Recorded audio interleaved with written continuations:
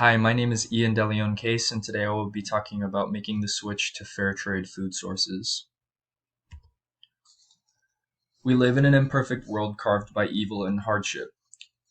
Today I will be persuading you to switch from regular food to fair trade food sources. I will speak on this topic based on 6 peer-reviewed articles. In persuading my audience to switch to fair trade food, I will discuss why fair trade is important generally, how it affects the economy, and finally, I will show alternatives to standard food sales. To start out, I would like to talk about what fair trade means and why fair trade is generally a good switch. Fair trade simply means that prices and ways of obtaining said food are good for all parties involved. This could look like not using borderline slaves to farm and then jacking up the price of the product after harvesting.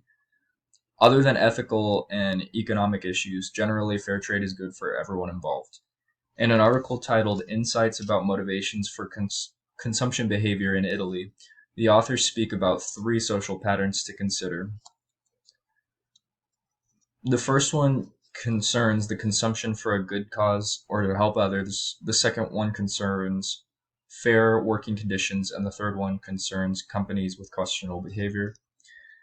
As per the article, it's obvious that generally poor working conditions and corrupt companies are what we should be thinking about when making the switch over to fair trade food. People working for very low to no wages and the companies profiting off of them should weigh heavy on our minds. An article from Christopher M. Bacon titled Food Sovereignty, Food Security, and Fair Trade, the Case of an Influential Nicaraguan Smallholder Cooperative, published in 2015, discusses more about the general good that fair trade entails. Like food sovereignty, fair trade originally emerged as a response to the exploits of the global free trade system. In contrast to food sovereignty, pioneering fair traders did not eschew global trade but sought to develop fair north-south partnerships that enhance market access and paid better prices to marginalized smallholder and artisans. Once again, what is being spoken about here is the idea of all parties being involved in the food industry being treated fairly. Fair trade elicits sovereignty among the market and stops big companies from exploiting the people working to harvest the food. Now that the general positives of fair trade have been stated, I will speak further on what fair trade does to the economy. Fair trade food sources have economic positives when considering the global economy.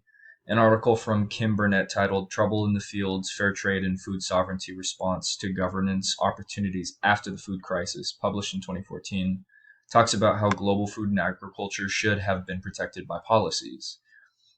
In the decades leading up to the 2007 and 2008 food crisis, global food and agriculture was governed by policies and principles prioritizing free market premises and agricultural trade liberalization, urban bias in development policies, and loosened regulations of commodity financial markets. This system neglected the needs of small farmers and rural area populations and made for highly volatile global food markets, keeping hundreds of millions of the world's poorest from accessing one of life's most basic needs. Again, a quote like this basically says that the policies used to protect the people who produced the food that we ate were basically forgotten because the economy was bad. These people were taken advantage of and they suffered food shortages when fair trade would have protected them by keeping them paid. Different policies enacting taxes on food production now keeps harvesters taken care of. But instead of raising the prices, the government could have just kept their word on the rules to protect farmers. An article from authors Bondi and Talwar in 2011 titled Through Thick and Thin, How Fair Trade Consumers Have Reacted to the Global Economic Recession touches on the attitudes of purchasing when fair trade is involved in an economic recession. Although the data demonstrated that the decrease in fair trade food purchases is statistically significant, it's important to note that a majority of the respondents' fair trade consumption has not been affected by the current recession. As shown in Table 1, 72.2% of the respondents have not changed their level of consumption as a result of the recession. Nonetheless, 21.3% of the respondents have decreased their purchases, which is a substantial portion of the subjects. While the stats show that the majority of buyers typically chose fair trade sources, there's still the 20% that didn't. And it doesn't matter if the majority was right, the minority was still not represented and impacted the people who produce the food that we buy. People still suffered in the recession due to no protection and a poor economy, and that's wrong. Not only is the economy associated with fair trade, but there are also alternatives to standard purchasing that we should definitely pay attention to. Lastly, I would like to speak on different ways to sell food other than general sources. An article titled Rural Geography, Alternative Rural Economies, The Search for Alterity in Forest, Fisheries, Food, and Fair Trade by James McCarthy, published in 2006, touches on replacement food sources than the standard. Most alternative economic projects still center on the production, exchange, and the circulation of commodities. Few are so alternative that they eschew the circulation of capital in commodity form altogether. Rather, they attempt to harness intrinsic dynamics of capitalism to progress political projects.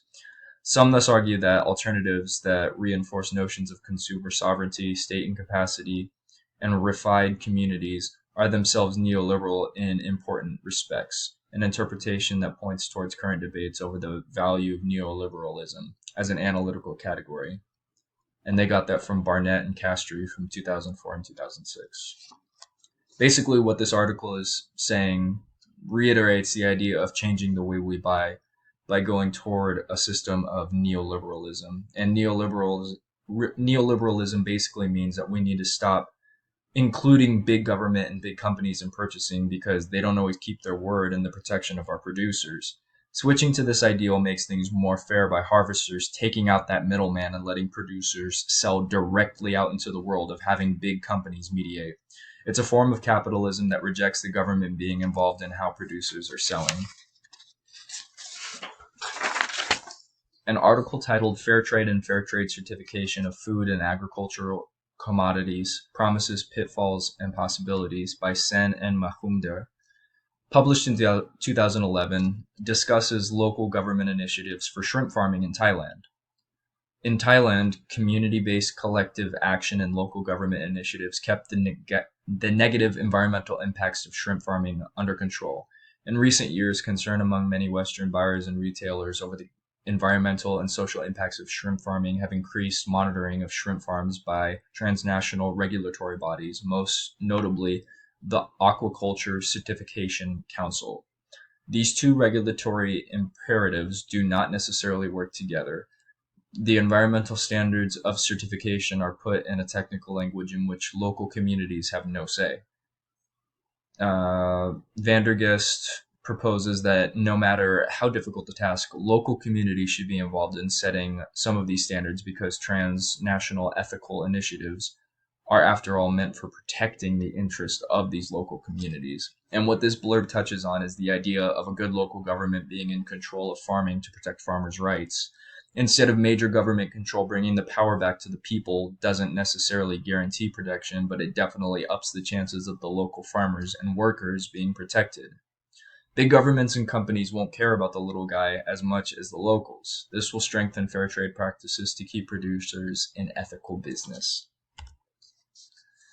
Today I have been tasked to persuade you to switch to fair trade food practices. In my speech, I have spoken about why fair trade food is important generally to the rights of people in production, how it affects the economies of producers, and finally I have spoken about alternatives to standard food sales by switching from big selling companies to local governments watching over the rights of harvesters. These ideas are ethically sound and show that big government doesn't care about the rights or payment of the people involved in producing the food we eat. While some countries are already enacting fair treatment, we need to be educated on the facts so we as a society can see when people are being treated unfairly. Thank you for listening, and I hope that wherever you go in life, you will see the big picture and think of everyone involved in whatever business practices you go to. Thank you.